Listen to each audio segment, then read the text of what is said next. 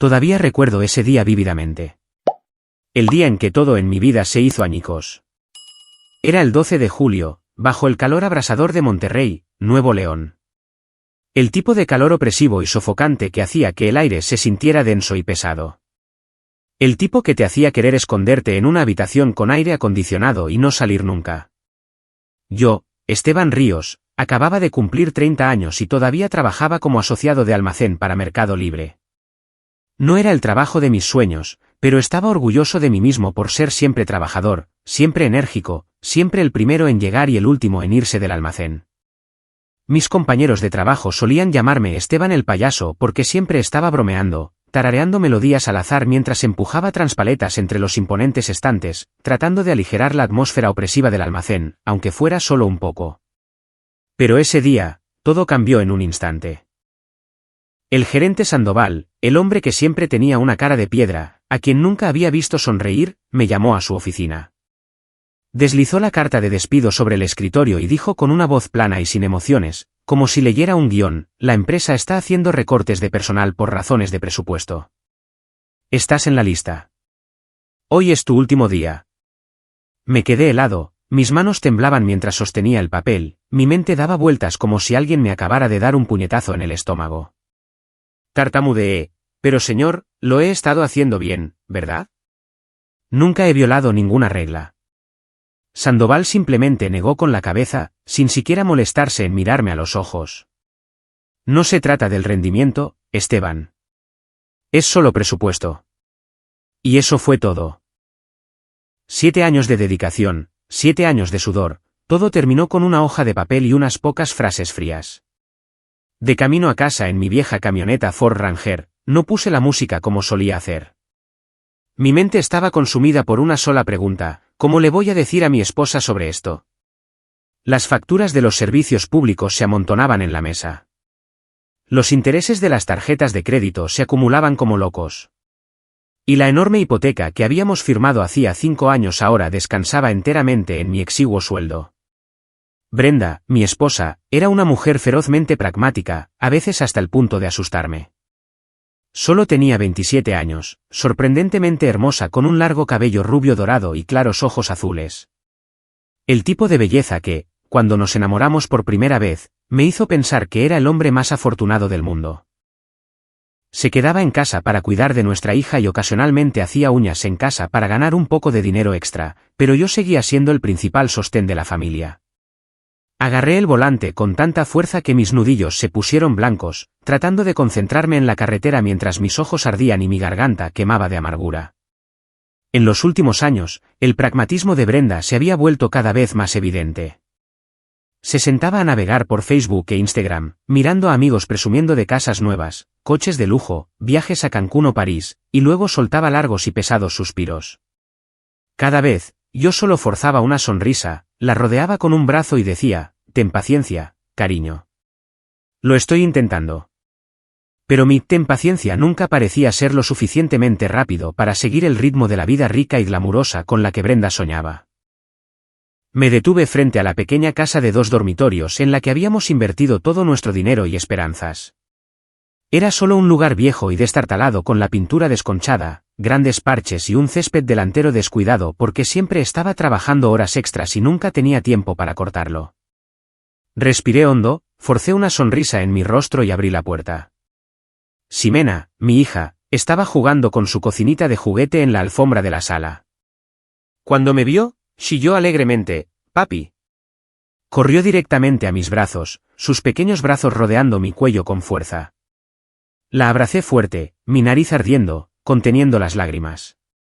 Brenda estaba sentada en el sofá, con el teléfono en la mano, su rostro frío e inexpresivo, cuando entré en la sala. «Esteban, ¿estás en casa?», dijo secamente, sin rastro de calidez. Dejé la caja de comida para llevar intacta sobre la mesa, respiré hondo otra vez para armarme de valor y dije: «Cariño, tengo algo importante que decirte». Brenda levantó la vista, frunciendo el ceño con molestia. «¿Y ahora qué?». Tragué saliva, tratando de mantener mi voz firme. «Hoy en el almacén, la empresa hizo recortes. Me despidieron». Silencio. Un silencio sofocante e interminable llenó la habitación.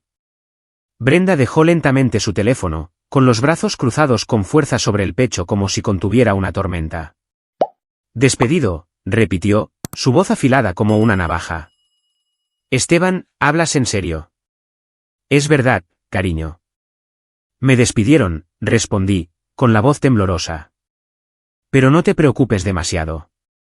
Encontraré otro trabajo de inmediato. Tengo 7 años de experiencia en Mercado Libre. Estoy seguro de que... Vamos a divorciarnos, interrumpió Brenda, su voz tan fría que me dio escalofríos. Me quedé allí atónito, mi mente en blanco, incapaz de creer lo que acababa de escuchar.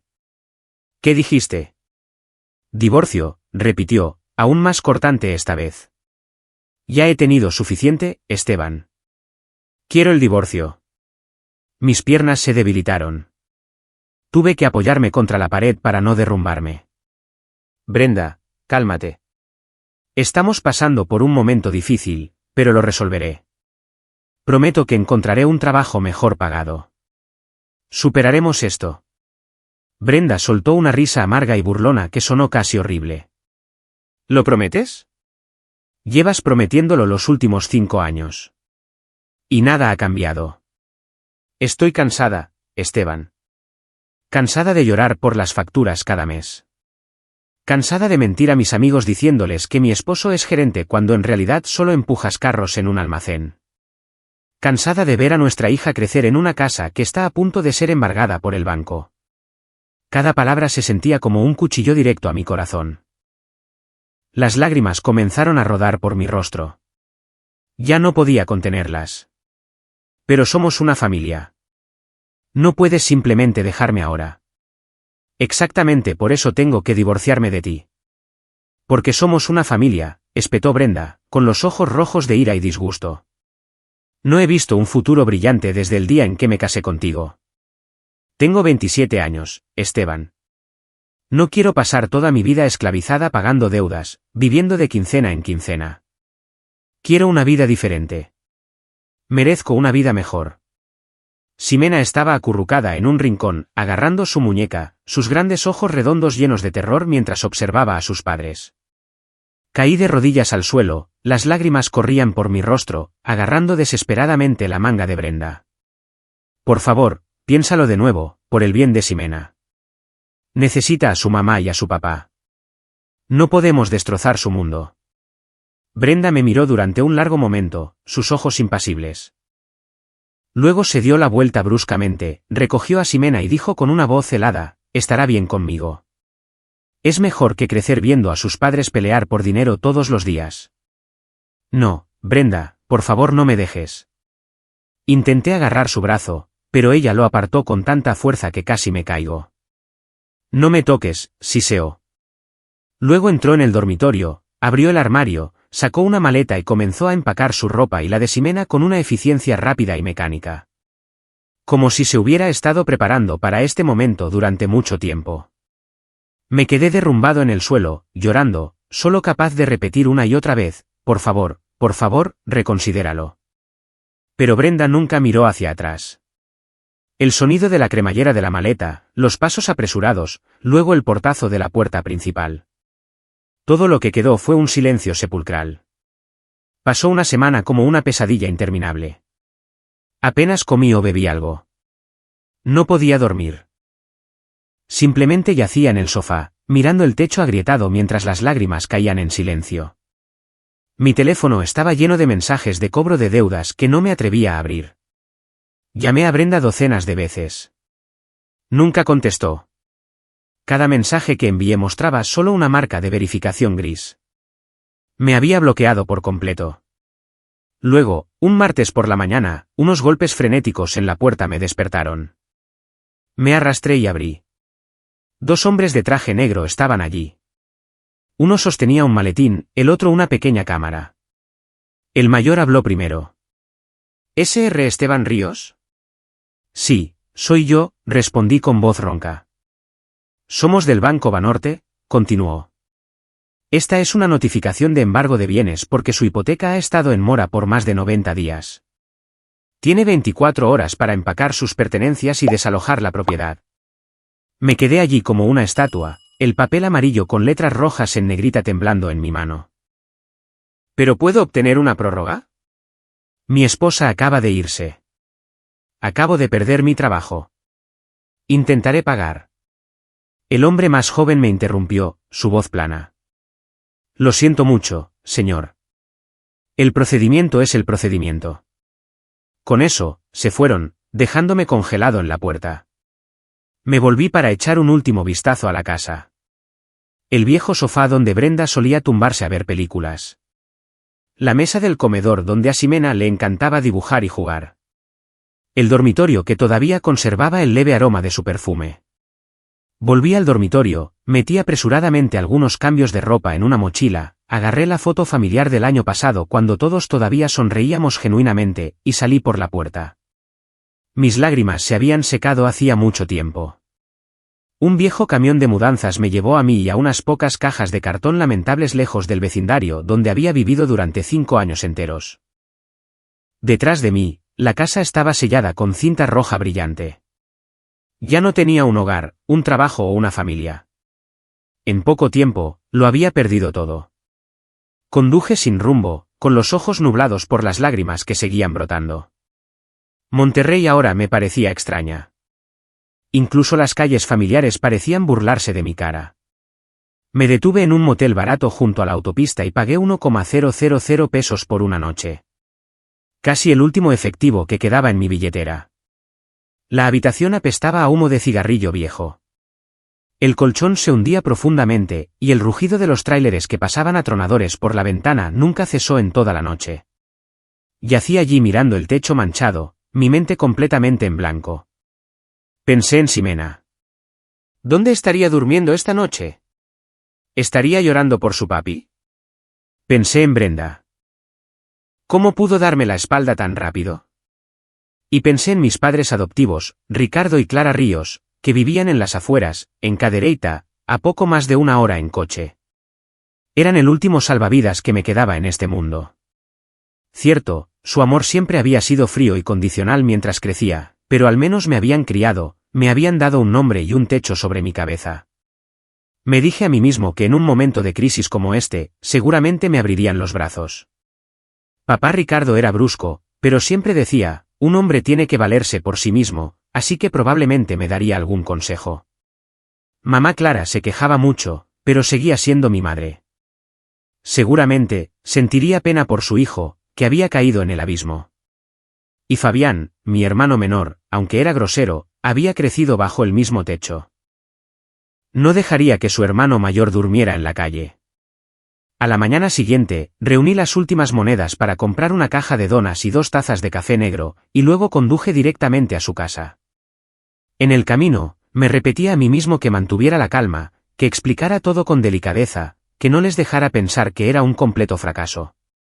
Diría que esto era solo un bache temporal, que me recuperaría pronto y les pagaría con creces. En mi cabeza, imaginé a mamá Clara abrazándome, a papá Ricardo dándome una palmada en el hombro y diciendo, entra, hijo. Mamá y papá están aquí. Solo imaginar esa escena calentó un poco mi corazón. La casa de mis padres adoptivos estaba al final de un camino de tierra roja, una casa de estilo rancho de una sola planta en la que habían vivido mucho antes de acogerme. El jardín delantero seguía tan cuidado como siempre. A mamá Clara le aterrorizaba lo que pudieran decir los vecinos. Aparqué, respiré hondo, cogí la caja de donas y llamé. La puerta se abrió. Papá Ricardo estaba allí, alto e imponente, su pelo blanco cortado al rape, su rostro curtido por el tiempo profundamente arrugado. Llevaba una camiseta de tirantes y pantalones cortos viejos. Sus ojos estrechos me escanearon de pies a cabeza con una frialdad que nunca había visto tan claramente antes. Esteban, dijo con su voz grave, sin mostrar sorpresa ni placer. Hola, papá. Forcé una sonrisa y levanté la caja. Traje el desayuno. No la cogió. Simplemente se quedó bloqueando la entrada, con los brazos cruzados sobre el pecho. Mamá Clara apareció detrás de él, su pelo castaño permanentado perfectamente en su sitio, el maquillaje cuidadosamente aplicado, aunque solo estuviera en casa. Me miró, Su mirada se deslizó desde mi pelo desordenado hasta mis zapatos embarrados, y luego arrugó la nariz como si oliera algo fétido. Desde el interior de la casa, Fabián asomó la cabeza. Mi hermano adoptivo de 24 años, regordete, con el pelo largo atado en una coleta. Se apoyó en el marco de la puerta con los brazos cruzados, sonriendo con suficiencia como si esperara un buen espectáculo. Tragué saliva y traté de mantener la voz firme. Mamá, papá, yo. He tenido algunos problemas. Perdí mi trabajo. Luego Brenda se fue y se llevó a Ximena con ella. El banco embargó la casa. Yo no tengo a dónde ir. Solo pido quedarme unas semanas. Encontraré un nuevo trabajo. ¿Lo juro? Silencio. Un silencio pesado, tan denso que podía oír el zumbido del ventilador de techo en el interior. Mamá habló primero, su voz estridente y goteando desprecio. ¿Quedarte aquí? Así que ahora te acuerdas de tus padres, ¿eh? Pensé que eras demasiado bueno para nosotros. Te casaste con una mujer bonita, tuviste una hija, te mudaste por tu cuenta. Bajé la cabeza, con la voz temblorosa. Mamá, lo siento. No quería molestaros, pero realmente no tengo otra opción. Papá rugió como un trueno. Un hombre adulto deja que su mujer se vaya, pierde su casa y vuelve arrastrándose para vivir de sus padres. ¿Cuántos años tienes, Esteban? 30, no 3. Ocúpate de tu maldita vida y deja de arrastrar tu cara de perdedor por aquí para avergonzarme delante de los vecinos. Retrocedí un paso, mi corazón se encogió como si estuviera en un torno. Pero papá, soy tu hijo. Mamá apretó los dientes y me apuntó con un dedo en la cara. ¿Hijo? Solo has sido una carga. ¿Qué has hecho bien alguna vez? Dejaste la escuela, te despidieron de trabajos, te casaste con una mujer que te dejó, y ahora apareces ahogado en deudas para que todo el vecindario pueda cotillear. Me avergüenzo de ti. Fabián finalmente habló, su voz aguda y burlona. Se adelantó para pararse junto a nuestros padres, con los brazos todavía cruzados, sonriendo más ampliamente. Vaya, vaya, mira quién ha vuelto a casa, hermanito mayor. ¿Qué pasa? ¿Ya te quedaste sin dinero? Hasta los perros callejeros saben cómo volver arrastrándose al nido, ¿eh? Me quedé helado, tartamudeando. Fabián, ¿qué demonios estás diciendo? Se rió más fuerte y me señaló directamente a la cara. ¿Callejero? Ni siquiera eres de la familia. ¿De verdad pensabas que eras su hijo de verdad? Mamá y papá te recogieron del orfanato por diversión. ¿Quién iba a saber que acabarían criando a un pedazo de basura tan inútil? Papá asintió lentamente, su voz baja pero viciosa. Fabián tiene razón. Tu madre y yo cometimos un error durante 30 años enteros. Acogimos a un parásito que no trajo más que mala suerte a esta familia. Y todavía tienes el descaro de aparecer por aquí. Mamá se sumó, prácticamente gritando, escupiendo. Fuera. Lárgate de mi casa. No dejes que los vecinos te vean aquí ni un segundo más. Yo no tengo un hijo como tú. Retrocedí, mi cabeza daba vueltas, las lágrimas corrían no por tristeza, sino por la más profunda traición. Yo, el bebé abandonado al nacer, finalmente entendí la brutal verdad. Nunca había sido verdaderamente amado en esta casa. Todas las veces que me llamaron gorrón. Todas las veces que me compararon con Fabián. Todas las veces que me dejaron fuera en las fiestas. Ahora todo tenía un sentido horrible. Me di la vuelta sin decir una palabra más. La risa burlona de Fabián resonó detrás de mí, las agudas maldiciones de mamá Clara resonando en mis oídos. Volví a la camioneta, con las manos temblando tanto que casi se me caen las llaves. Me fui, sin saber a dónde iba, las lágrimas empañaban completamente el parabrisas. El sentimiento de traición me desgarró el corazón. Ya no tenía una familia adoptiva. Ya no tenía nada en absoluto. El camión se tambaleaba y se mecía por el camino de tierra roja que llevaba de vuelta a la autopista, levantando nubes de polvo detrás de los neumáticos. No recuerdo cuánto tiempo conduje. Solo sé que cuando finalmente me detuve, la noche había caído por completo y ya estaba en las afueras de Monterrey. Encontré el motel más sórdido de la ciudad. La dueña era una anciana medio ciega que me entregó la llave de la habitación 12 sin siquiera mirarme. La habitación era exactamente lo que esperaba. La pintura se despegaba en grandes escamas. El techo estaba cubierto de manchas de agua de color marrón amarillento. La alfombra era tan vieja que apestaba a cigarrillos rancios y a perfume barato de los años 90. Había una única cama hundida en el medio, una mesa de madera podrida y una televisión antigua que no sintonizaba ni un solo canal. Me derrumbé sobre el colchón. Los muelles gimieron ruidosamente como si se quejaran en mi nombre. Esa primera noche, me quedé mirando el techo hasta el amanecer, sin poder dormir ni un minuto. Los días que siguieron fueron una pesadilla repetitiva. Cada mañana, me despertaba a las 5, me ponía la única ropa limpia que me quedaba y conducía por Monterrey presentando solicitudes. Mercado Libre, Walmart, Soriana, pequeños almacenes, plantas de empaque, incluso restaurantes de comida rápida. A donde quiera que iba, negaban con la cabeza. Te llamaremos era la frase que más escuchaba, pero mi teléfono nunca sonaba. Algunos eran brutalmente honestos. Te acaban de despedir de Mercado Libre en los recortes. No contratamos a nadie de esa lista. Volvía a la habitación, me sentaba a mirar el techo y me preguntaba qué había hecho tan mal para que el mundo entero me diera la espalda de repente. Finalmente, me tragué mi orgullo y acepté cualquier trabajo ocasional que pude encontrar. Mover muebles para gente, mudanzas, cajas tan pesadas que sentía que mis hombros se iban a desgarrar. Limpiar obras en construcción, respirando polvo todo el día, con la espalda doliéndome como si estuviera rota. Algunos días servía mesas en una taquería. Otros lavaba coches en un túnel de lavado automático. Cada día ganaba 800 o 1,000 pesos, suficiente para 2 comidas baratas en la habitación. Perdí peso rápidamente. Mis ojos se llenaron de ojeras oscuras. Mis manos se volvieron callosas y ásperas. Cada noche, cuando me arrastraba de vuelta a esa habitación oscura y lúgubre, me sentaba en la cama crujiente, encendía la enfermiza lámpara de escritorio amarilla y miraba las 4 paredes mohosas, preguntándome, ¿cómo cayó mi vida al fondo absoluto tan rápidamente? Hace solo unas semanas, tenía una esposa, una hija, una casa, un trabajo estable. Ahora no era más que un hombre sin hogar de 30 años durmiendo en un motel mugriento y viviendo de sándwiches. El vacío de la habitación no me dejaba lugar para esconderme. Preguntas que había enterrado profundamente desde la infancia surgieron ahora como una presa rota. ¿Quiénes eran mis verdaderos padres? ¿Por qué me abandonaron? ¿Por qué me colocaron con los ríos? ¿Una familia que nunca me vio como su hijo? Los recuerdos de la infancia volvieron a inundarme, pieza por pieza afilada, cortando como cuchillos.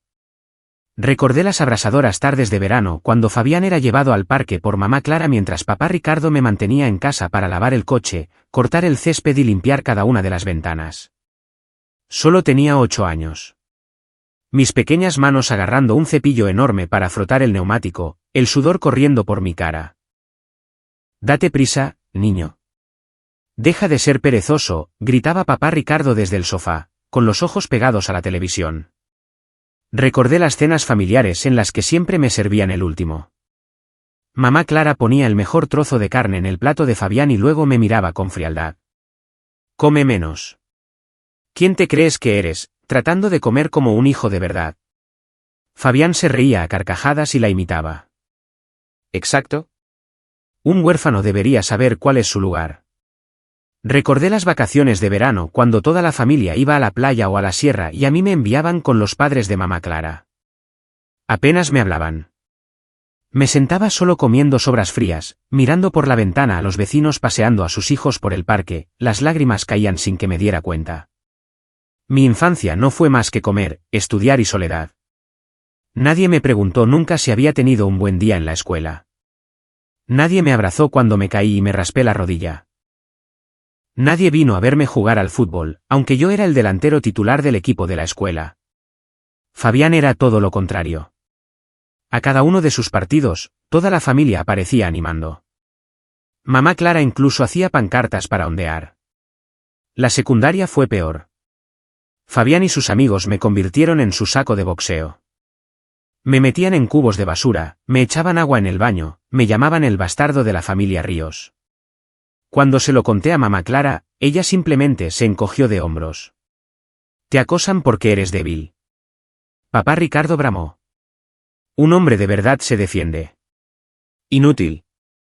Cuando empecé a trabajar en Mercado Libre, pensé que las cosas finalmente cambiarían. Enviaba dinero a casa todos los meses, esperando que estuvieran orgullosos. No lo estaban. Mamá Clara cogía el dinero y decía, considéralo un pago por haberte criado. Papá Ricardo lo usaba para ir a beber y aún así gritaba, presumiendo de ese patético salario. Fabián se burló. ¿Orgulloso de tu calderilla de Mercado Libre? ¿Todavía esperas que mamá y papá te mantengan? Parásito clásico. Había pasado toda mi vida tratando de ganar su amor y reconocimiento, solo para darme cuenta de que siempre había sido nada más que un error que se vieron obligados a soportar. Esos oscuros recuerdos se aferraban a mí, arrastrándome más profundamente al abismo hasta una noche de octubre. Era casi medianoche. Estaba sentado en la cama, abrazando mis rodillas, mirando fijamente al espacio, cuando de repente hubo 3 golpes tranquilos y medidos en la puerta. Mi corazón latía con fuerza. ¿Quién podría ser a esta hora? ¿El dueño del motel? ¿La policía? Me levanté, con las manos temblando, y abrí la puerta solo una rendija. Un hombre alto estaba allí con un grueso abrigo de lana, el cuello levantado, cubriendo la mitad de su rostro, con un aspecto pulcro y completamente fuera de lugar. Parecía tener unos 50 años, pelo plateado cortado al rape, ojos marrones afilados. Esbozó una pequeña y educada sonrisa y habló con una voz baja y cálida. Siento mucho la hora tardía. ¿Es usted Esteban Ríos? Tengo algo extremadamente importante que discutir con usted. 10 minutos, eso es todo. Estaba receloso, todavía agarrando el pomo de la puerta, pero por alguna razón, abrí la puerta más y me hice a un lado. Entré. ¿Entró? Una sutil colonia masculina lo siguió, completamente en desacuerdo con el hedor a moho de la habitación. Se sentó en la única silla. Yo me senté en el borde de la cama frente a él. Metió la mano en el bolsillo de su abrigo y me entregó una tarjeta de visita. Cartulina gruesa, letras doradas en relieve. Licenciado Patricio Prado, abogado senior, despacho jurídico Prado y Asociados. Mi nombre es Patricio Prado. Soy el abogado personal del señor Alejandro Villarreal, fundador del Grupo Villarreal, que actualmente reside en Valle de Bravo, Estado de México, dijo lenta y claramente. Cogí la tarjeta con los dedos ligeramente temblorosos. El nombre de Alejandro Villarreal me sonaba. ¿Se refiere al multimillonario Alejandro Villarreal, el que fundó el famoso Grupo Villarreal?, pregunté. El licenciado Prado asintió suavemente. Pero no tengo ninguna conexión con él. Debe de haberse equivocado de persona, dije con firmeza. El licenciado Prado me miró directamente a los ojos, su mirada se suavizó como si eligiera cada palabra con cuidado. No, Esteban, no me equivoco. El señor Alejandro Villarreal es su padre biológico. Le ha estado buscando durante muchos años. Ahora está muy enfermo, cáncer terminal. Antes de morir, solo tiene un deseo, ver a su hijo una sola vez. El mundo a mi alrededor dejó de girar. Podía oír la sangre corriendo en mis oídos, mi corazón latiendo en mi pecho. Padre biológico, repetí con voz ronca. ¿De qué está hablando? Soy huérfano. Fui adoptado por la familia Ríos. Eso es correcto, asintió el licenciado Prado lentamente. Pero los Ríos no lo adoptaron de la manera que usted cree. Debería conocer al señor Alejandro y hablar con él directamente. Él le dará todas las respuestas. Me quedé helado, mi mente daba vueltas. Mi verdadero padre era un multimillonario. Me había estado buscando todos estos años. Sonaba como el argumento de una película barata. Imposible. ¿Irreal? El licenciado Prado me puso una mano en el hombro, su voz suave pero firme. Sé que es mucho que asimilar. Aquí tiene mi tarjeta. Cuando esté listo, mañana, el año que viene, llámeme. Pero por favor recuerde, al señor Alejandro no le queda mucho tiempo. Solo quiere ver a su hijo una vez y disculparse por no haber estado ahí para usted estos últimos 30 años. Se levantó, me estrechó la mano con firmeza y se dirigió a la puerta. Se cerró suavemente detrás de él, dejándome solo en la habitación húmeda y mohosa, todavía agarrando la tarjeta de visita. Mi corazón latía salvajemente, mis pensamientos eran una tormenta caótica, incapaz de concentrarme en nada excepto en una sola idea. Soy el hijo de un multimillonario. Mi verdadero padre me está esperando, y se está muriendo. No dormí esa noche, ni las muchas noches que siguieron. Yacía en el colchón hundido, con los ojos bien abiertos, mirando el techo agrietado, mientras esa tarjeta de visita reposaba pulcramente sobre la mesa como una bomba de tiempo. Cada vez que cerraba los ojos, aparecía el rostro de un hombre que nunca había conocido, a veces sonriendo, a veces llorando, a veces disolviéndose en la oscuridad. Me pregunté 1000 veces, ¿y si no voy? ¿Y si voy y me abandonan de nuevo? ¿Y si todo esto es solo una broma cruel? Pero en el fondo, sabía que no podía huir para siempre. Tenía que enfrentarlo, aunque solo fuera para saber la verdad. Al 7º día después de la visita del licenciado Prado, cogí el teléfono. Mis manos temblaban tanto que tuve que marcar el número 3 veces. Sonó 2 veces antes de que contestaran al otro lado.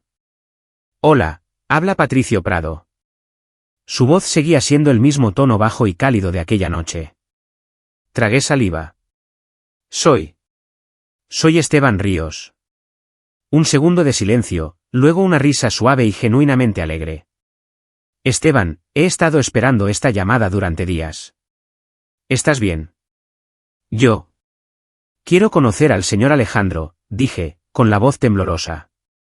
Eso es maravilloso, respondió de inmediato, la emoción espesa en sus palabras. Te envío la dirección y las indicaciones detalladas ahora mismo.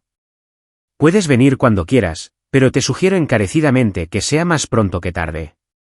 No le queda mucho tiempo. El mensaje de texto llegó segundos después. Una dirección en Valle de Bravo, Estado de México. Instrucciones de conducción en una línea corta. La puerta principal se abrirá cuando llegues. Te estaré esperando. Miré la pantalla durante mucho tiempo, luego me levanté y empecé a hacer la maleta. No había mucho que empacar. Unas cuantas camisas viejas, un cepillo de dientes, la foto familiar arrugada de Brenda, Ximena y yo. Metí todo en mi mochila. Pagué al motel por otra semana para que me guardaran la habitación, me subí a mi destartalada Ford Ranger y me dirigí al sur. El viaje duró casi 16 horas. Conduje durante la noche, parando solo para repostar y tomar café negro en las estaciones de servicio de la carretera. Valle de Bravo apareció ante mí en una helada mañana de otoño. Las montañas cubiertas de pinos se alzaban en la distancia, el lago de Avándaro brillaba como un espejo bajo el sol temprano. Nunca había visto un lugar tan hermoso. Dolía.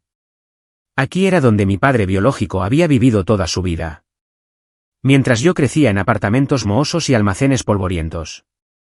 El camino privado hacia la finca Villarreal serpenteaba entre imponentes pinos. Cuando finalmente aparecieron las enormes puertas de hierro forjado, tuve que detenerme un minuto solo para respirar. Las puertas tenían al menos 5 metros de altura, intrincadamente talladas, flanqueadas por muros de piedra que encerraban cientos de acres. Presioné el intercomunicador como se me indicó. Una cámara giró en silencio y las puertas se abrieron sin hacer ruido. El camino pavimentado se curvaba a través del bosque, y de repente se abrió a un pequeño valle. La casa, no, la hacienda, se alzó ante mí, un edificio principal de piedra de 3 pisos con techos de teja roja desgastada, 2 salas extensas, una piscina infinita y un jardín de rosas que todavía florecía a pesar del otoño tardío. Frente a la entrada se alzaba una fuente de cantera coronada por un ángel de bronce. Aparqué en el patio, sintiéndome como un mendigo que se había topado con un palacio. Un hombre de mediana edad con traje negro esperaba en los escalones de la entrada. Hizo una ligera reverencia. Joven Esteban, soy Carlos, el mayordomo. Por favor, sígame. Lo seguí a través de imponentes puertas de madera tallada. El interior era aún más abrumador. Suelos de mármol pulido, un techo pintado con frescos de estilo colonial, candelabros de cristal brillante a la luz del sol. El débil aroma a sándalo se mezclaba con el olor estéril a medicina.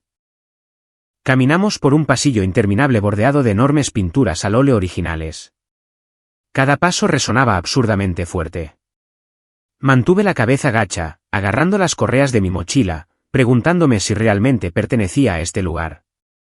Carlos se detuvo ante una puerta de nogal intrincadamente tallada. Llamó 2 veces y luego la abrió. Por favor, entre. El señor Alejandro le está esperando. Entré. Mi corazón latía tan fuerte que pensé que iba a estallar. La habitación era enorme, pero pesada por el olor a medicina y el silbido rítmico de una máquina de oxígeno. En el centro había una gran cama de hospital, rodeada de equipos de última generación. Allí yacía un anciano de pelo blanco como la nieve, mejillas hundidas y piel pálida. Pero sus ojos de acero gris se iluminaron en el momento en que me vio. Era Alejandro Villarreal. Intentó sentarse, logró solo un ligero movimiento y extendió sus manos esqueléticas y temblorosas. Las lágrimas ya rodaban por sus mejillas. Esteban, hijo mío, ¿realmente eres tú? Me quedé helado en la puerta, con la garganta apretada. Papá, señor, o simplemente un extraño que casualmente compartía mi sangre. Tenía pánico de que si daba un paso adelante, todo se desvanecería como pompas de jabón. Alejandro comenzó a llorar abiertamente, su voz débil pero rebosante de emoción. Ven aquí, hijo. Por favor, déjame verte claramente. Avancé como en un sueño, cada paso pesado como el plomo. Me senté en la silla junto a la cama, un océano de espacio entre nosotros, aunque solo estábamos a 1 metro de distancia. Alejandro extendió la mano y me tocó la mejilla. Su mano estaba helada pero temblaba de alegría. ¿Te pareces tanto a tu madre? Esos ojos. Aurora tenía exactamente los mismos ojos. No pude contenerlo más. Las lágrimas corrían por mi rostro. Alejandro me agarró la mano con fuerza y comenzó a hablar con una voz ronca y trabajosa, forzando cada palabra. Me dijo que cuando tenía 25 años, acababa de regresar de Europa para hacerse cargo del imperio familiar. Aurora era una doncella de 20 años, hermosa, gentil, siempre sonriendo. Se enamoraron profundamente en secreto dentro de estas mismas paredes. Tardes robadas en el jardín de rosas, noches escondidas en la vieja biblioteca. Su amor ardía ferozmente, pero estaba prohibido desde el principio. Cuando sus padres, el señor y la señora Villarreal, lo descubrieron, despidieron inmediatamente a Aurora y la desterraron a un rancho remoto en Montana, cortando todo contacto. Alejandro se derrumbó y la buscó por todas partes, pero sin éxito. Pensó que lo había dejado para siempre. Hace 4 años, cuando los médicos le dijeron que tenía cáncer de pulmón terminal, el mayordomo Carlos finalmente reveló la verdad. Más de 1 año después de ser expulsada en una noche de tormenta, Aurora había regresado a la finca con un bebé de solo unos meses. Dejó al niño, a mí, en una cesta de mimbre en la puerta con una carta escrita a mano. Esta es la carne y la sangre de Alejandro Villarreal. Por favor, cuiden de nuestro hijo. Luego desapareció para siempre. Nadie supo a dónde fue ni si estaba viva o muerta. El mayordomo, aterrorizado al encontrar un bebé en la puerta, no se atrevió a llevármelo a Alejandro. En su lugar, siguió el protocolo e informó a los ancianos Villarreal. No querían que su hijo supiera de mi existencia. Así que, en secreto, me colocaron con una familia pobre en Monterrey, enviaron pagos mensuales para mantenerlos callados y ordenaron que la verdad nunca fuera revelada. Mi padre hizo una pausa, jadeando, con los ojos rojos. Me apretó la mano con más fuerza. Cuando Carlos me lo contó, pensé que había muerto y vuelto a la vida. No sabía que tenía un hijo. Una vez que supe la verdad, contraté a gente para buscar en todos los orfanatos y registros de adopción. Llevó años, pero finalmente te encontramos hace solo unas semanas. Sollozó como un niño. Lo siento, hijo. No lo sabía. No estuve ahí para ti. No pude protegerte a ti ni a tu madre. Al oír todo aquello, mi corazón se retorció. Ira hacia sus padres que nos habían separado. Lástima por el hombre moribundo que tenía delante. Dolor por 30 años de mentiras y ser tratado como una carga. Y miedo. Miedo de que esto fuera solo un sueño del que me despertaría solo de nuevo. Alejandro se secó las lágrimas, su voz débil pero resuelta. Quiero reconocerte como mi hijo, Esteban. Quiero arreglarlo, aunque solo me queden meses o semanas. Quiero que lleves el apellido Villarreal. Quiero que tengas todo lo que debería haber sido tuyo desde el principio. Lo miré, mi corazón tan caótico que apenas podía respirar. Me levanté, con la voz ahogada. Yo. Necesito tiempo. Todavía no sé cómo procesar todo esto. Él asintió, las lágrimas seguían cayendo. Lo entiendo, pero por favor, vuelve. No me queda mucho tiempo, hijo. Solo quiero estar contigo los días que me queden. Salí de la habitación, con las piernas pesadas como el plomo.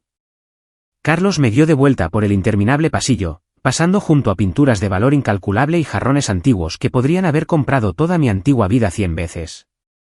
Cuando salí, me di cuenta de que había estado llorando todo el tiempo. Me senté en la camioneta, agarrando el volante, viendo cómo la enorme finca desaparecía detrás de los pinos. Había encontrado mi origen, pero la respuesta todavía pendía en el aire. Los días siguientes, viví como un sonámbulo. Regresé a mi viejo motel en las afueras de Valle de Bravo. Cada noche me tumbaba mirando el techo agrietado, repasando cada palabra que Alejandro había dicho, cada lágrima que había rodado por su rostro. Cuanto más lo pensaba, más claro se volvía. La culpa no era suya. Él también era una víctima. Una víctima de sus propios padres, de su obsesión por el estatus, de secretos enterrados durante 30 años. Los verdaderos culpables eran las personas que nos habían separado, no el padre moribundo que yacía allí esperándome. Y entonces empezó a llamar. La primera vez fue la tarde siguiente a nuestra reunión. Mi teléfono vibró con un número desconocido. Contesté, y esa familiar voz ronca se escuchó. Esteban, ¿ya estás dormido? Solo quería oír tu voz un momento. Estuve en silencio unos segundos, luego respondí, no estoy dormido. ¿Pasa algo, papá? A partir de ese día, llamó todos los días, a veces 2 o 3 veces. Me preguntaba qué había comido, si dormía bien, si el clima de la sierra era demasiado frío hoy. Me envió dinero la primera vez, 100,000 pesos transferidos directamente a una cuenta que no había tocado en años, junto con un mensaje. No lo rechaces, hijo. Solo quiero compensar, aunque sea un poquito, lo que deberías haber tenido desde siempre. Pensé en devolverlo, pero luego recordé mi estómago vacío y el alquiler que estaba a punto de vencer. Me lo quedé, y dolió. Ese cuidado, aunque tardío, era tan genuino que derritió algo dentro de mí. Nadie se había preocupado por mí así. Si había comido 3 veces, si estaba lo suficientemente abrigado, si me estaba cuidando. Brenda lo había preguntado, pero solo cuando todavía me necesitaba. Mis padres adoptivos nunca lo hicieron. Empecé a visitarlo más a menudo. Al principio, 1 vez a la semana, luego 3 o 4 veces a la semana. Me sentaba junto a su cama de hospital y le contaba sobre la infancia que pasé siendo despreciado. Sobre dormir en el sofá porque Fabián se había quedado con mi habitación, sobre ser llamado parásito delante de los parientes. Le conté sobre la partida de Brenda, sobre Ximena, a quien extrañaba tanto que sentía que era una locura. Alejandro escuchaba sin interrumpir, simplemente sosteniendo mi mano con fuerza. A veces lloraba abiertamente. A veces se daba la vuelta para que yo no lo viera secarse las lágrimas. Lo siento, hijo, repetía como una oración. Debería haberte encontrado antes. Poco a poco me acostumbré a la finca. Acostumbrado a que Carlos hiciera una reverencia cada vez que llegaba. Acostumbrado al aroma de pino y rosas en los pasillos. Acostumbrado a tener comida caliente y deliciosa esperándome, aunque solo me quedara unas horas. Empecé a sonreír más, a dormir mejor, y por primera vez en años, me sentí verdaderamente amado. Pero la paz no duró. Una tarde de finales de otoño, salí de la finca más tarde de lo habitual. Alejandro se había quedado dormido después de su medicación para el dolor. Le besé suavemente la frente y me escabullí. Al entrar en el gran vestíbulo de mármol, me quedé helado. 2 personas estaban de pie en medio del suelo. La mujer tenía unos 55 años, el pelo perfectamente peinado y teñido de rubio, goteando joyas brillantes, vistiendo un vestido de diseñador que abrazaba su figura aún esbelta. Era Magdalena Villarreal, la esposa legal de Alejandro. A su lado estaba Nicolás, mi medio hermano. Tenía alrededor de 28 años, alto, fríamente guapo, con una costosa chaqueta de cuero y un Rolex destellando en su muñeca. Ambos se giraron y me miraron como si fuera una mosca que se había colado en un banquete real. Magdalena sonrió, una sonrisa tan falsa que me dio escalofríos. Oh, este debe ser Esteban, ¿verdad? El hijo sorpresa de mi marido. Nicolás se cruzó de brazos, escaneándome de pies a cabeza como si estuviera valorando chatarra en un mercadillo. Asentí rígidamente.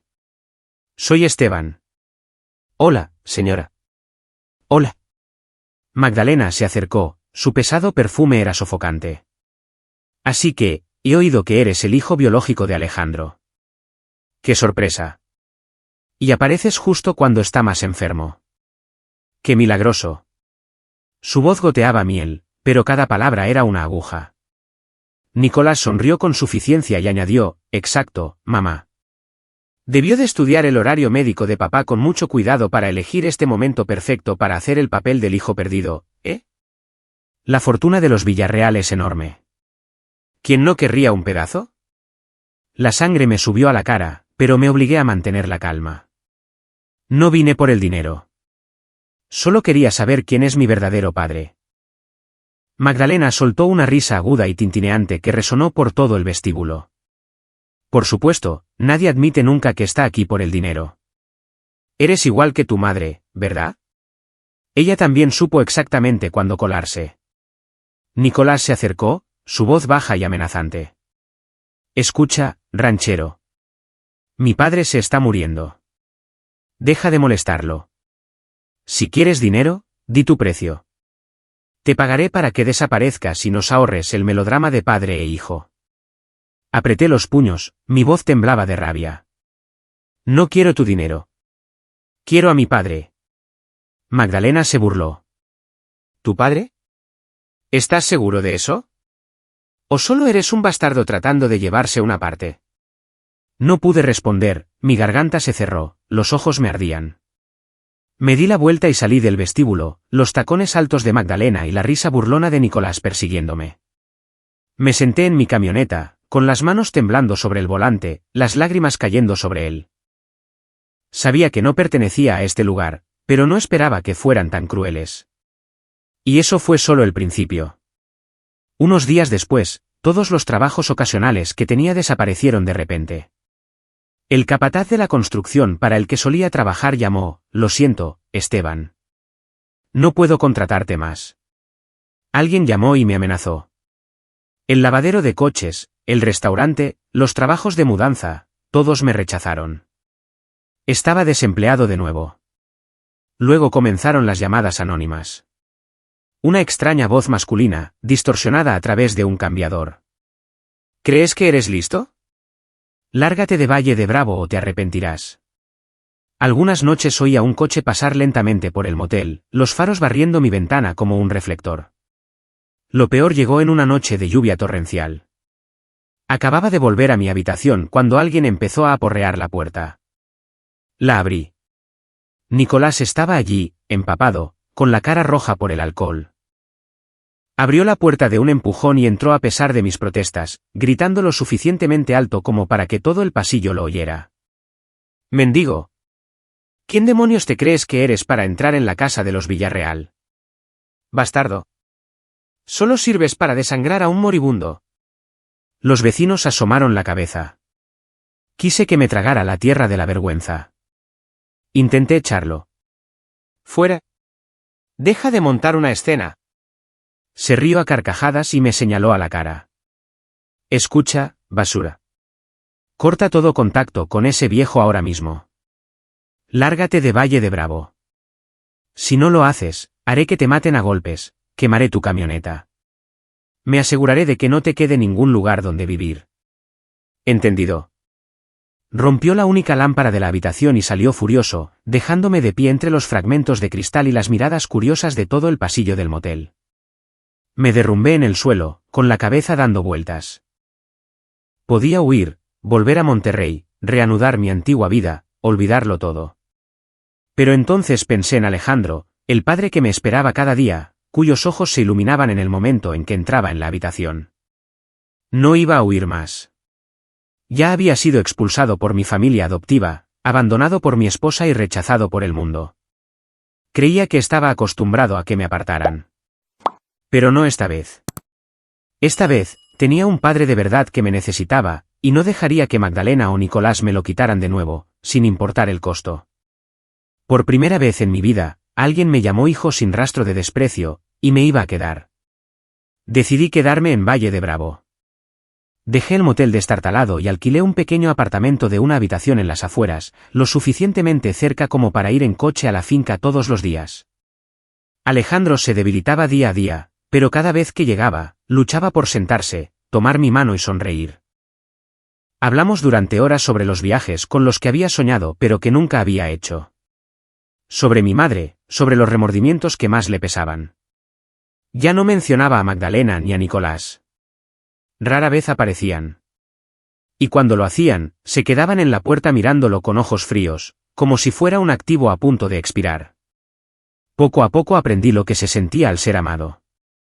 Ya no tenía que contar cada peso antes de comprar una taza de café. La cena preparada por el chef de la finca siempre estaba caliente y era abundante. Y por primera vez en mi vida, podía dormirme sin temer lo que traería el mañana. Alejandro me presentó a todo el personal como mi hijo. Y en esos momentos, sentí de verdad que el nombre Villarreal me pertenecía, aunque todavía no estuviera escrito en ningún documento oficial. Pero esa frágil felicidad duró solo 6 semanas más. Una mañana de principios de invierno, con el cielo gris y una ligera llovizna, mi teléfono sonó a las 6. Era Carlos. Su voz temblaba. «Joven Esteban, ¿puede venir ahora mismo?» El patrón.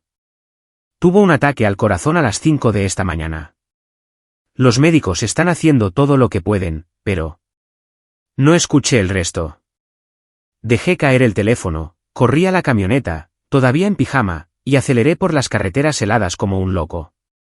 Cuando llegué, el pasillo estaba lleno de gente con batas blancas y el pitido interminable de las máquinas.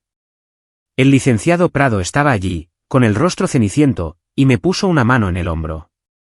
«Lo siento mucho, Esteban. Se ha ido en paz, sin dolor». Me quedé helado en medio del frío pasillo de mármol. Justo ayer, me había llamado a las 10 de la noche, con la voz débil, pero llena de esperanza. «Ven mañana, hijo. Quiero contarte la primera vez que conocí a tu madre». 10 horas después, se había ido para siempre. Entré en la habitación, caí de rodillas junto a la cama y sostuve su mano, ya fría. Lloré en silencio, mi pecho aplastado como si alguien estuviera exprimiéndole la vida. El padre que había encontrado después de 30 años, la única persona que me había amado incondicionalmente, me había sido arrebatado en el momento en que apenas había aprendido a llamarlo papá. El funeral se celebró 4 días después, extravagante y gélido al más puro estilo Villarreal. Magdalena dirigió todo con la precisión de una directora ejecutiva. Un ataúd de cedro con incrustaciones de nácar. Miles de alcatraces blancos traídos en avión desde Holanda.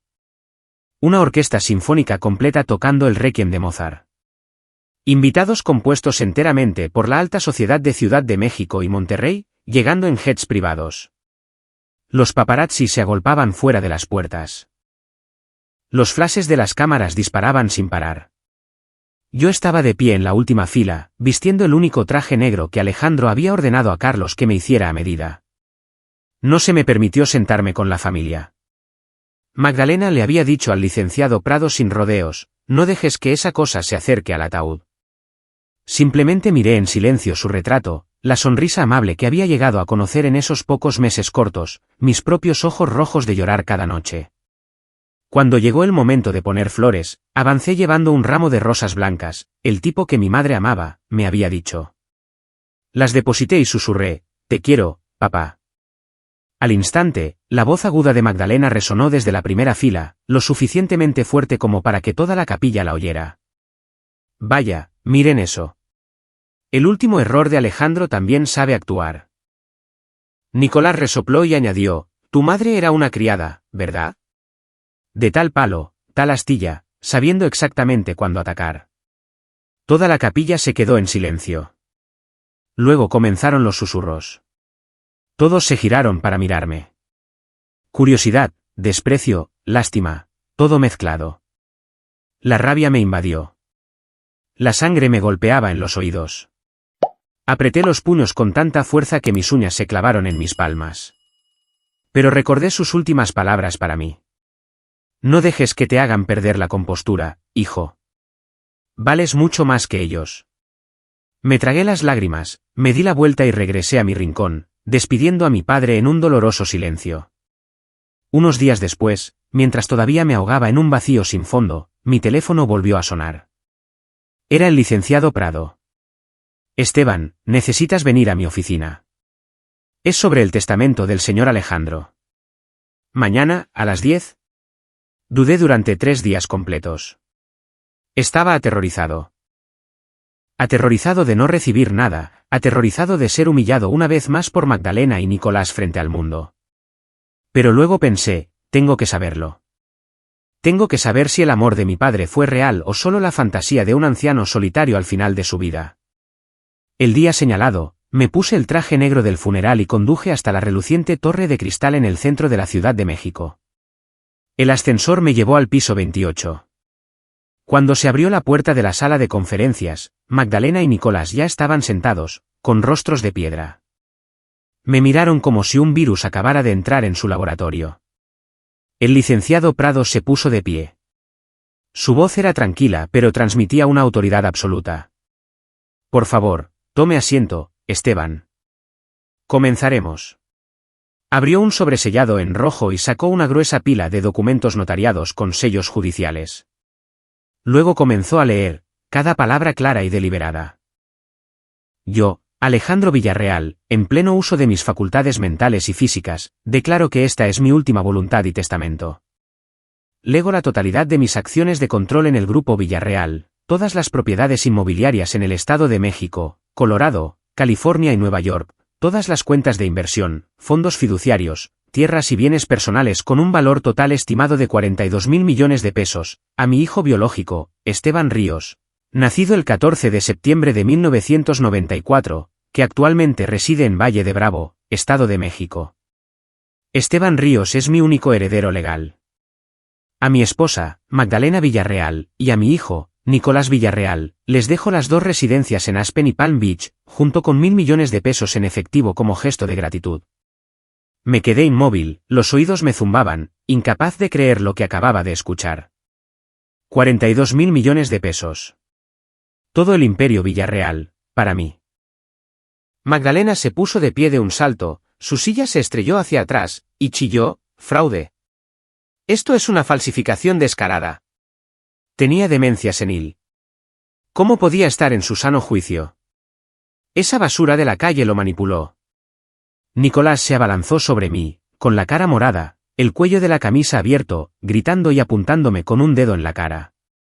Tú. Parásito asqueroso y arruinado. ¿Te atreves a robar la fortuna de los Villarreal? Te mataré. Juro que haré que te arrepientas de haber nacido.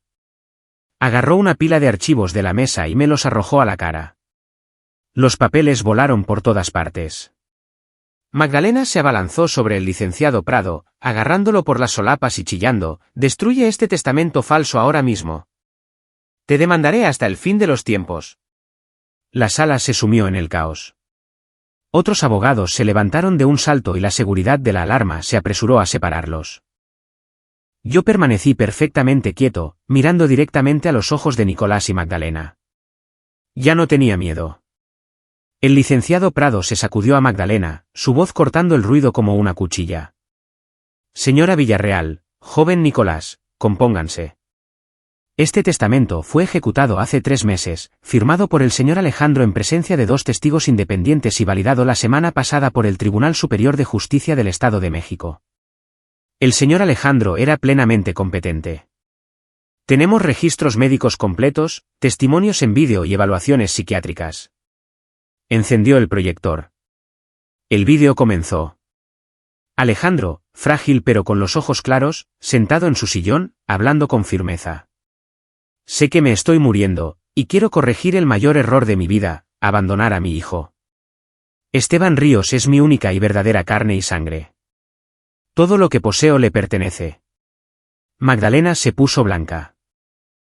Nicolás se quedó helado, con la boca abierta, sin palabras. El licenciado Prado apagó el proyector, su voz helada. Esta reunión ha terminado. Cualquier disputa se resolverá en los tribunales. Magdalena se dio la vuelta una última vez, apuntándome directamente. ¿Crees que has ganado?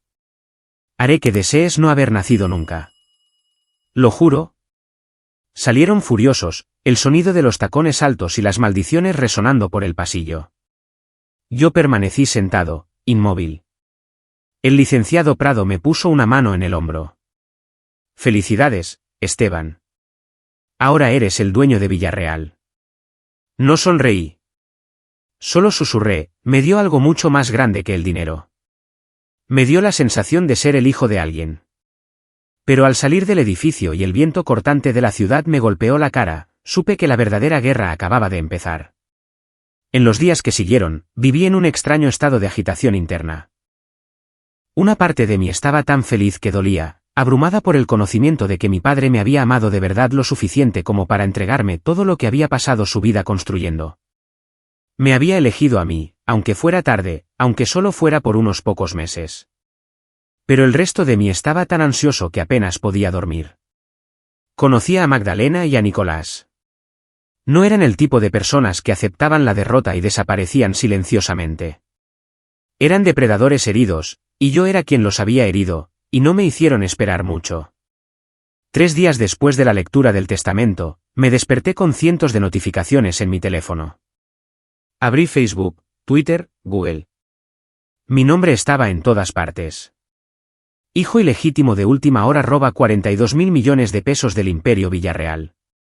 Oportunista aparece justo cuando el multimillonario agonizaba. ¿Fue Alejandro Villarreal manipulado hasta su último aliento? Esteban Ríos, de trabajador de almacén de Mercado Libre a heredero misterioso. Desenterraron todo. Viejas fotos mías con mi desgastado uniforme de Mercado Libre estaban pegadas en todas las plataformas. Fotos de la casa embargada en Monterrey. Fotos de Brenda y Ximena. Dios, incluso habían encontrado nuestras viejas fotos familiares. Los comentarios eran venenosos. Solo con mirarle la cara se nota que es un estafador. ¿Es realmente el hijo ilegítimo? El tal Esteban engatusó al viejo para quedarse con la herencia.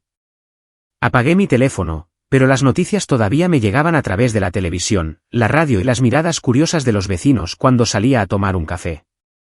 De la noche a la mañana, me convertí en el hazmerreír de la nación. De un don nadie sin nombre, me convertí en el ladrón de fortunas a los ojos de millones que nunca me habían conocido. Luego empezaron a llegar las cartas. Anónimas, sin sobre, sin sello, simplemente deslizadas bajo la puerta de mi apartamento. La primera era una sola hoja. Vete antes de que sea demasiado tarde. Para la tercera, no puedo garantizar que sigas vivo si sales a la calle. Para la séptima, había una foto mía con la cabeza potosopeada sobre un cadáver. Empecé a mirar por encima del hombro cada vez que salía del apartamento. Empecé a dormir con un cuchillo de cocina debajo de la almohada. Saltaba con cada coche que reducía la velocidad frente al edificio. Una noche de diciembre, con un frío lo suficientemente agudo como para cortar la piel, regresé de hacer la compra y me quedé helado en el aparcamiento. Mi destartalada Ford Ranger, la única compañera que me había acompañado en todos los años difíciles, ahora yacía allí como un cadáver. El parabrisas destrozado, los espejos laterales rotos, los 4 neumáticos rajados profundamente, y la palabra basura grabada en la pintura con algo afilado. Me arrodillé entre los cristales rotos, con las manos temblando mientras recogía una nota manchada de sangre falsa. Fuera, basura. La próxima vez eres tú. Me derrumbé sobre el hormigón helado, con la mente dando vueltas. No podía permitir que esto siguiera escalando. Si me quedaba en silencio, no pararían. No solo me harían daño a mí, sino también a Ximena y a personas inocentes a mi alrededor. Tenía que hacer algo. A la mañana siguiente, me puse mi único traje negro, alquilé un coche y conduje hasta la finca de Villarreal. No llamé con antelación. Solo quería enfrentarlos una vez, cara a cara, y terminar con esto. Carlos abrió la puerta, con el rostro pálido cuando me vio. Joven Esteban, no debería venir hoy. La señora Magdalena y el joven Nicolás están furiosos. Entré directamente en el frío vestíbulo de mármol de todos modos. Magdalena estaba sentada en el sofá de cuero blanco, con una copa de vino tinto en la mano, aunque solo eran las 9 de la mañana. Nicolás estaba apoyado contra la pared, con las manos en los bolsillos, entrecerrando los ojos cuando me vio. Magdalena me miró como si fuera una mancha en su alfombra blanca. ¿Qué haces aquí? ¿Vienes a regodearte? Respiré hondo y mantuve la voz firme. No he venido a discutir. He venido a ofrecer un acuerdo. No quiero una guerra. Estoy dispuesto a daros una parte de la herencia. No mucho, pero suficiente para que los dos viváis cómodamente el resto de vuestras vidas. Simplemente detened todo. Silencio. Entonces Nicolás soltó una carcajada. Despectiva, escalofriante. Oh, Dios mío, el bastardo arruinado se cree noble ahora. ¿Compartir la fortuna? ¿A quién te crees que le estás dando caridad? Magdalena dejó su copa, su voz helada. La familia Villarreal no acepta limosnas de parásitos. ¿Quieres paz? Solo hay una manera. Nicolás se adelantó hasta que estuvimos cara a cara, su aliento apestaba a licor. Renuncia a toda la herencia. Lárgate de Valle de Bravo. Lárgate de mi vida para siempre. Esa es la única manera. Lo miré directamente a los ojos, mi voz ya no temblaba. No. No devolveré lo que es mío. Mi padre me eligió a mí. Si queréis luchar, que los tribunales decidan. Corrupto, pero ya he terminado de huir. El aire en el vestíbulo pareció explotar. Magdalena se puso de pie de un salto y chilló, ¿seguridad? Echadle de mi casa ahora mismo. Nicolás me agarró del cuello y gruñó, te vas a arrepentir de esto, bastardo. Le quité la mano, me enderecé, me di la vuelta y me fui.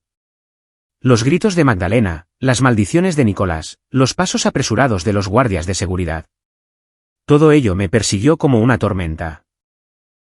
Salí por las enormes puertas principales y el viento de diciembre me abofeteó la cara.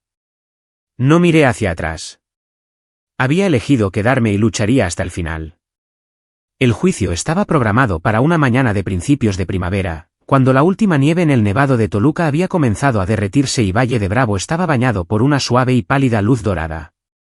La disputa por la herencia de Villarreal había captado la atención de los medios de comunicación nacionales e incluso internacionales.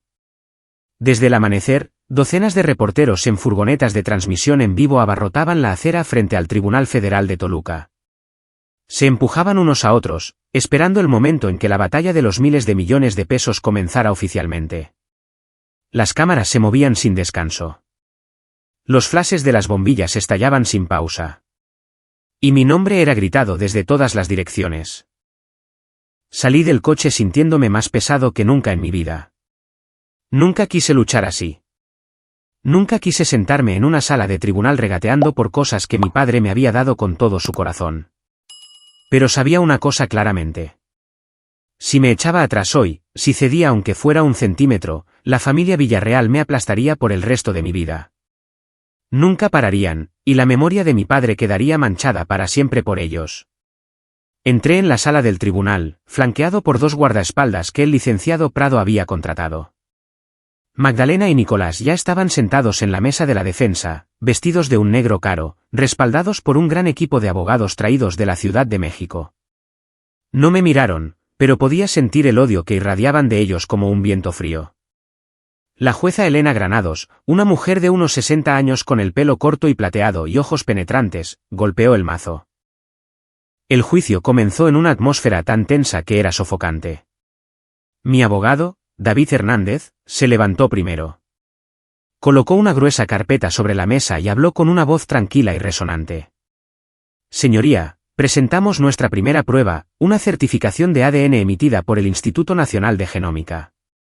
Este documento establece concluyentemente con una certeza del 99,9999% que el demandante, Esteban Ríos, es el hijo biológico del difunto Alejandro Villarreal. El documento apareció en la pantalla grande. Un murmullo recorrió la galería pública. Magdalena agarró los reposabrazos de su silla hasta que sus nudillos se pusieron blancos. A continuación, Hernández presentó informes médicos detallados, registros del médico personal de Alejandro, del Hospital ABC y de 3 expertos psiquiátricos independientes. Cada informe concluía que en los 3 meses anteriores a su muerte, Alejandro Villarreal había estado completamente lúcido, alerta y con plena capacidad legal. El licenciado Prado se levantó, su voz clara e inquebrantable. Presentamos grabaciones de audio y vídeo de los verdaderos últimos deseos del señor Villarreal. La pantalla se iluminó y la voz de mi padre llenó la sala. Quiero dejarle todo a Esteban, mi hijo, porque me perdí 30 años de su vida. Había docenas de grabaciones de este tipo, cada una acompañada de una declaración jurada notariada del licenciado Prado y los asistentes personales de Alejandro. Todo demostraba, más allá de toda duda, que el testamento reflejaba la intención genuina y no coaccionada de Alejandro. Luego fue el turno de la defensa. El abogado principal de Magdalena y Nicolás se levantó, su voz estridente por la acusación. Señoría, mis clientes sostienen que Alejandro Villarreal fue manipulado mentalmente en sus últimos días. El demandante, Esteban Ríos, apareció en el momento preciso en que el señor Villarreal era más vulnerable y explotó sus emociones para forzar la creación de este testamento. Me señaló directamente, su voz se elevó. Este es un abusador de ancianos que se aprovechó de la enfermedad de un hombre moribundo para robar su fortuna. Nicolás se puso de pie de un salto sin permiso y gritó, «Es un estafador. Mató a mi padre para quedarse con su dinero». La sala estalló en ruido. Apreté los puños debajo de la mesa, las uñas se clavaban en mis palmas para mantener la calma. El licenciado Prado me puso una mano tranquilizadora en el hombro y susurró, «Esteban, mantén la calma». Su abogado exigió que se volviera a examinar el testamento en su totalidad. La jueza Granados echó un vistazo a los archivos e inmediatamente negó con la cabeza. Solicitud denegada. Todos los documentos fueron debidamente notariados por un notario público, presenciados por personas vivas y grabados en vídeo en el momento de la firma. No hay base legal para la duda. Se hizo un pesado silencio. Se podía oír el tic-tac del reloj de pared. La jueza Granados revisó el expediente una última vez y luego levantó la vista. Su voz resonó en la sala. Habiendo examinado todas las pruebas, testimonios y documentación, este tribunal dictamina que la última voluntad y testamento de Alejandro Villarreal es totalmente válido. El señor Esteban Ríos es declarado por la presente único heredero legal de toda la herencia de Villarreal. El mazo cayó con un golpe seco, como un trueno que pone fin a una tormenta. Magdalena se desplomó en su silla, con el rostro sin color, agarrándose el pecho y jadeando. Nicolás golpeó la mesa con el puño, las venas de su cuello se hincharon, su rostro carmesí de rabia. Pero no podía hacer nada. La sentencia estaba registrada, era permanente, irreversible. Fuera del juzgado, la prensa estalló como fuegos artificiales. Los titulares corrían por las pantallas de televisión y las redes sociales. El imperio Villarreal cae en manos del hijo oculto durante 30 años. Herencia revertida, de trabajador de almacén a multimillonario. Hijo ilegítimo derrota a la familia de magnates. Me abrí paso entre el enjambre de reporteros que se abalanzaban como lobos, sin responder a ninguna pregunta. El licenciado Prado me dio una palmada en el hombro. Has ganado, Esteban. Solo asentí. Por dentro, no sentía ninguna victoria. Conduje de vuelta al viejo y destartalado apartamento que había conservado. Me senté junto a la ventana, observando en silencio la pequeña calle donde la nieve derretida goteaba de los tejados y la débil luz del sol de primavera caía sobre las gastadas tablas del suelo. De un hombre sin hogar sin nada, me había convertido en el dueño de una fortuna de 42.000 millones de pesos. Pero no había ni una sola chispa de alegría en mi corazón. Solo veía una cruel verdad. Cada tragedia, desde el odio familiar, la muerte de mi padre, hasta esta sangrienta guerra legal, había surgido del dinero y la codicia sin fondo de los seres humanos. Mi padre había muerto simplemente porque quería corregir un error del pasado. Yo casi había muerto simplemente porque quería aferrarme al último amor que él me dio. Y Magdalena y Nicolás habían perdido todo simplemente porque no podían aceptar un hecho simple: la sangre no se puede comprar con dinero. Miré por la ventana y me susurré: papá, gané. Entonces, ¿por qué sigo sintiendo que perdí? 3 días después del juicio, no quería saber nada más del nombre Villarreal. Nada que ver con esas cifras de 10 dígitos que pesaban sobre mis hombros. Nada que ver con las miradas indiscretas de los extraños cada vez que salía. Me reuní con el licenciado Prado una última vez en su oficina de la Ciudad de México. Se lo dije directamente: quiero venderlo todo. Las acciones de la empresa, los bienes inmuebles, los fondos de inversión. Véndelo todo. El licenciado Prado me miró durante mucho tiempo y luego asintió. ¿Estás seguro? Esto es todo un imperio. Esbocé una leve sonrisa. Ese imperio mató a mi padre. No lo necesito. La venta se realizó rápidamente. Los grandes inversores pululaban como tiburones ante la carne fresca. En 6 meses, todo lo que quedaba era una enorme pero limpia pila de dinero en efectivo, suficiente para vivir 10 vidas sin volver a trabajar. Pero eso no era lo que yo quería. Quería empezar de nuevo con mis propias manos. Dejé el Estado de México sin mirar atrás.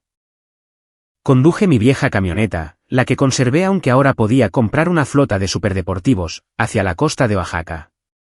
Elegí un pequeño pueblo llamado Puerto Escondido, donde el océano Pacífico golpea la orilla día y noche, y la niebla matutina envuelve todo en un suave manto que oculta el pasado. Compré una pequeña casa de tejas de cedro en una colina con vistas al mar. 2 dormitorios, una sala de estar, una cocina abierta y una amplia terraza de madera, lo justo para que un hombre que una vez lo perdió todo encontrara la paz de nuevo. Empecé una empresa de reformas y reparaciones del hogar. El nombre era simple: Reformas Ríos e Hija, porque sabía que un día Ximena volvería a mí. Lo hacía todo yo mismo. Construir muebles, pintar paredes, poner suelos, arreglar porches. Las primeras semanas, mis manos se llenaron de ampollas por la sierra eléctrica y me dolía la espalda de levantar peso. Pero era feliz. Verdaderamente feliz. Me ganaba la vida con sudor y mi propia fuerza, no con números en un papel. La gente del pequeño pueblo fue conociéndome poco a poco. El nuevo, trabajo sólido, no habla mucho.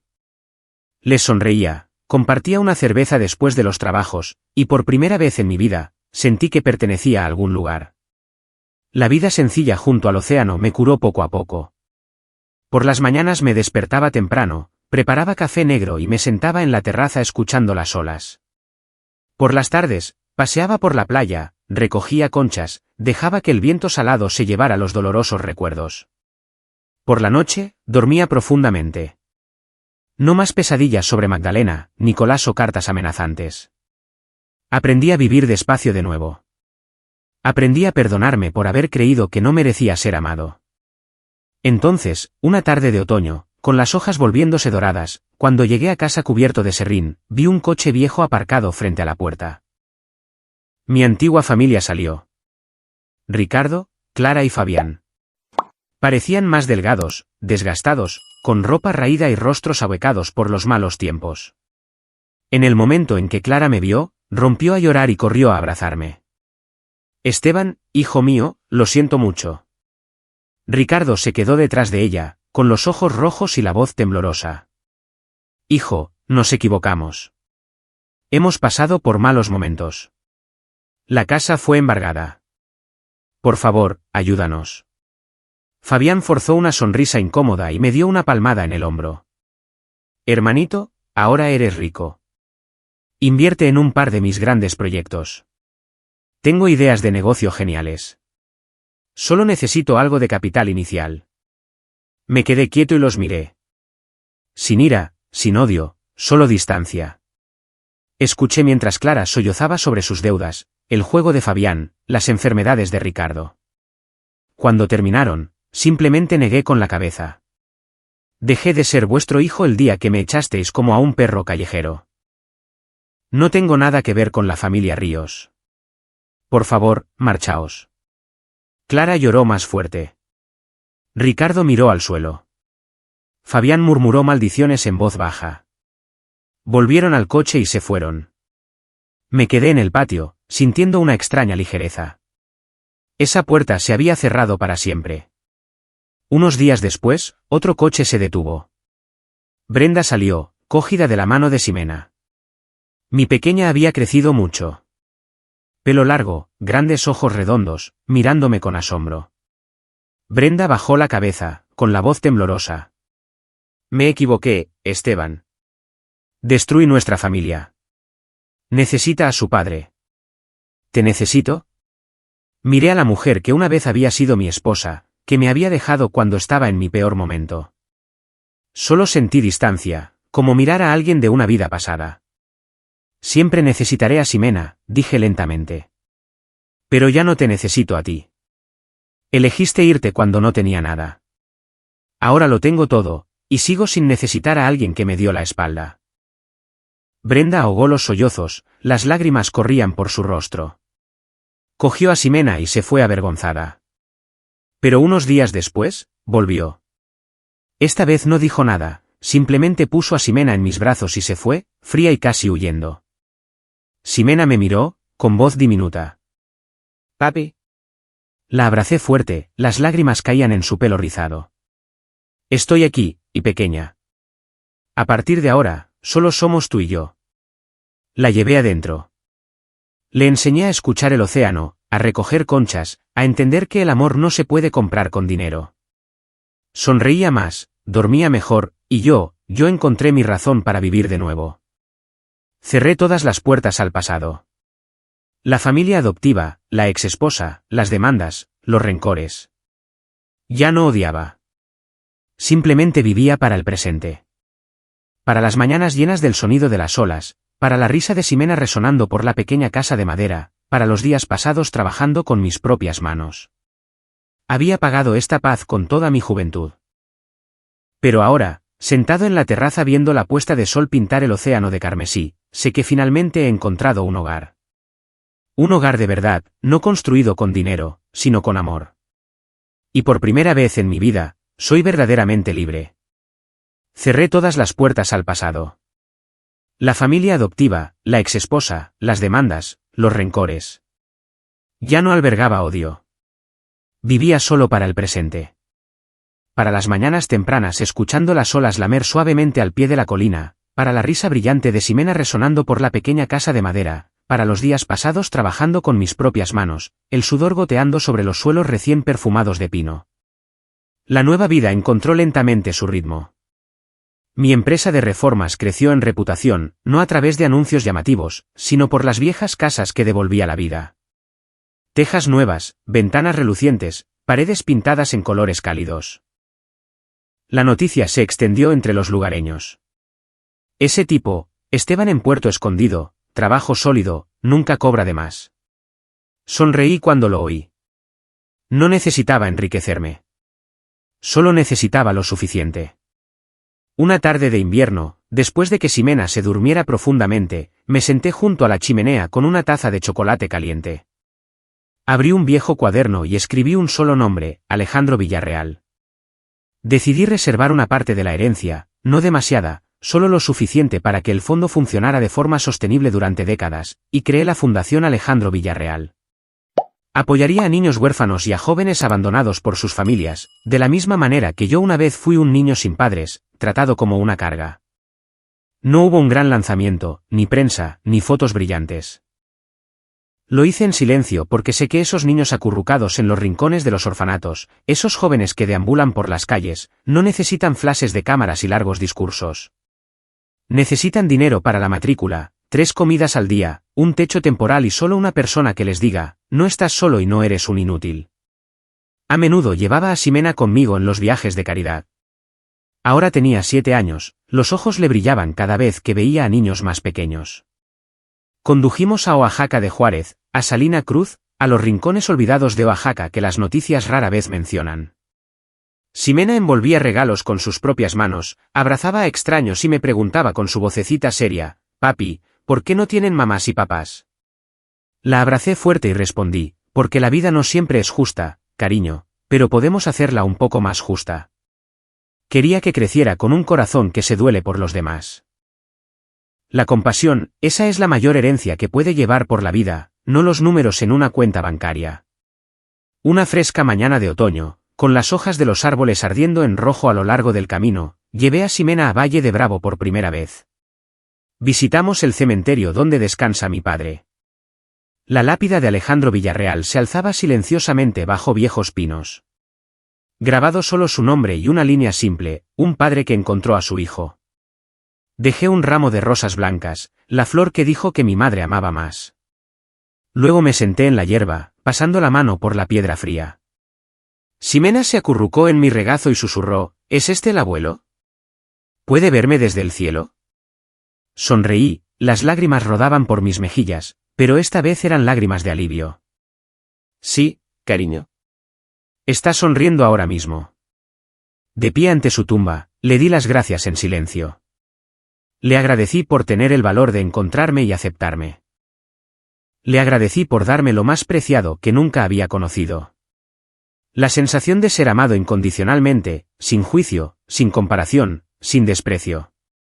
Los dolorosos recuerdos del pasado, ser regañado, despreciado, llamado basura recogida, ya no me rompían. Se habían convertido en lecciones que me enseñaron el verdadero valor de la amabilidad y de tratar a los demás con el respeto que una vez anhelé.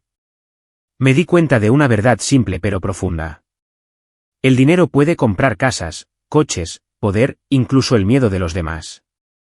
Pero nunca puede comprar la sinceridad. Nunca puede comprar una familia que se ame de verdad. Magdalena y Nicolás lo perdieron todo porque creían que el dinero lo era todo.